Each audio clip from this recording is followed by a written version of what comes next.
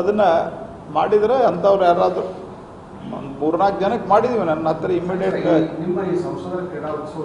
ಸಂಸದರ ಕ್ರೀಡಾ ಉತ್ಸವದಿಂದ ಅಂತಲ್ಲ, ಸಂಸದರ ಕ್ರೀಡಾ ಉತ್ಸವದೊಳಗೆ ಕಬಡ್ಡಿ ಆಡೋರು, ಪ್ರೊಫೆಷನಲ್ ಕಬಡ್ಡಿ ಆಡೋರು, ಆಮೇಲಿಂದ ಇವರು ಕುಸ್ತಿಯವರು ಎಲ್ಲ ಬಂದಿದ್ದಾರೆ. ಕುಸ್ತಿಯವರು ಒಂದಿಬ್ಬರು ಅಫ್ಕೋರ್ಸ್ ಅವರು ಮೊದಲು ಕುಸ್ತಿ ಆಡ್ತಾಯಿದ್ರು.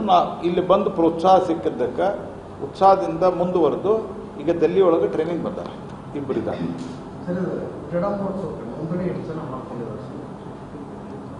ಈಗೊಂದು 7-8 ಸಾವಿರ ಜನ ಮಾಡ್ಯಾರ. ಇನ್ನೊಂದು ಯಾಕಂದ್ರೆ ಎಲ್ಲೇ ಸಮೀಪ ಬಂದದಲ್ಲಿ ಜಾಸ್ತಿ ಮಾಡ್ಕೊಂಡಾರ. ಈಗ ಕುಂದಗೋಳದಾಗ ಇನ್ನು2 ದಿವಸಕ್ಕೆ ಇನ್ನು ನಾಳೆಗೆ ಅದು ಎನ್ರೋಲ್ ಮಾಡೋದು ಬಂದಾಗ್ತದೆ. ಉಳಿದ ಕಡೆ ಕಂಟಿನ್ಯೂ ಇರ್ತದೆ. ನನ್ನ ಪ್ರಕಾರ ಒಂದು 25-30 ಸಾವಿರ ಜನ ಭಾಗವಹಿಸ್ತಾರೆ.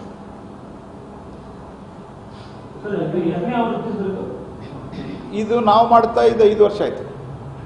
ಸಣ್ಣ ಪ್ರಮಾಣದಲ್ಲಿ ಇದು 5th.